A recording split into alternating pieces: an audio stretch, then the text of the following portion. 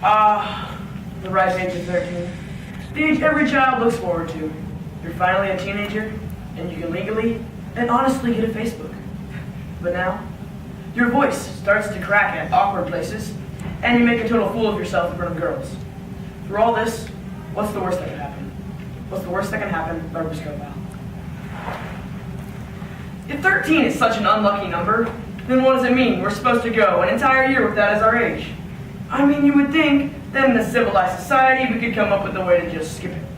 Now, good luck and I have rarely ever shared the same park bench, and sometimes I feel like Murphy's Law, whatever can go wrong will, was made just for me. I suppose part of this feeling has to do with the fact my name is Murphy.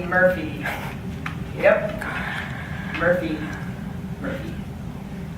Sort of a family curse. The last name I got from my dad, of course, and the first name I got from my mom, where it's a tradition to name your firstborn son. The fact that I got stuck with the same names coming and going, so to speak, proves that my parents are either spineless, my theory, or have no common sense, my sister's theory. Alright, I suppose it could have been worse, like I could have been born dead or with 2 heads or something. But as I lay here in my hospital bed trying to figure out exactly how I got here, I begin to wonder if being born dead may not have been the best thing.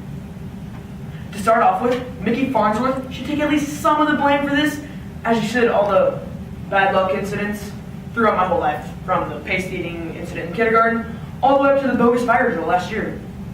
But yesterday afternoon, as far as I'm concerned, was sort of the Olympics of bad luck. The one person I'm not going to blame is Tiffany Grimslow. Although if I wouldn't have had this stupid crush on her in the first place, none of this would have happened. I might not even know I had a crush on her if Mickey wouldn't have brought it up one day after school. Man, you got it bad for Tiffany. Me? No use trying to hide it. I see you drooling over her in history class, and you've only brought her up like 16 times since we've gotten home this afternoon. What am I gonna do? I asked. Either you tell her you like her, or you suffer in silence. So I spent my entire weekend coming up with a plan. And I came up with one to pass Tiffany a note after school asking if she wants to go grab a slice of pizza at Angelo's. I'm just getting up the nerve to do it when she pulls me aside. Murphy, can I talk to you for a second? Sure, I say. So I wrote this skit for Drama Club and John, and so I was wondering if you wanted to do it with me. Yes, I say for getting that A, I haven't read the script, and B, I have paralyzing stage fright. I read the script, and it's called Debbie and the Doofus. It's hilarious. It also calls for me to say a lot of lines and calls for me to act like a total dork. I am beginning to wonder why Tiffany thought I'd been perfect for this part. I studied that script like it is the final exam for life, because as far as I'm concerned, it is. By the end of the day, I have all my lines memorized, all Tiffany's lines memorized, and all of Laurel Gibbons is the girl who's going to be bringing us our cupcakes on our haywire date, and all her lines too. Still, I pray to God that he would send a meteor to strike me dead before Friday. And despite my prayers, Friday came.